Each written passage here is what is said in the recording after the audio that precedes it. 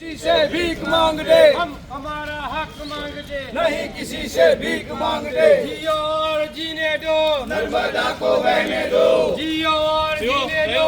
नर्मदा को बहने दो।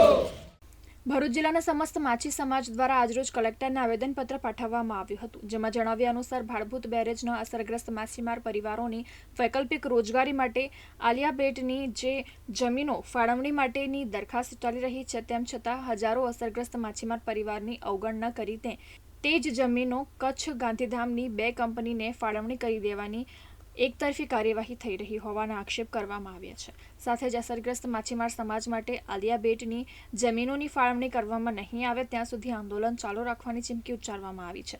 આ તરફ નર્મદા નદીની એસ્ચ્યુરીમાં માછલીઓના બ્રીડિંગ ગ્રાઉન્ડ અને માછીમારોના ફિશિંગ ગ્રાઉન્ડ વિસ્તાર પર ચાલી રહેલા ભાડભૂત બેરેજના કામથી માછીમારોની રોજગારીનું મોટા પ્રમાણમાં નુકસાન થઈ રહેલું છે અને તે નુકસાન અટકાવવું જરૂરી છે અને માછીમારોને થઈ રહેલા નુકસાનની ભરપાઈ કરવાની માંગ કરવામાં આવી છે।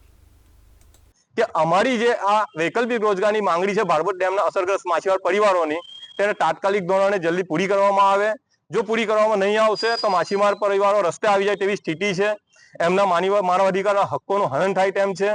અમારી જે આગળની રજૂઆતો છે એ રજૂઆતની તમામ લેટર સરકારના પત્ર વ્યવહારો એમાં સ્પષ્ટપણે સીએમ સાહેબે પણ એવું સ્પષ્ટ લખેલું છે અને શેરો કરેલો છે કે માછીમારોની જે માંગ છે ત્વરિત ધોરણે પૂરી કરવાની કાર્યવાહી કરવામાં આવે। લાલ સહીથી એ પ્રમાણે શેરો કરેલો તેવા લેટરો પણ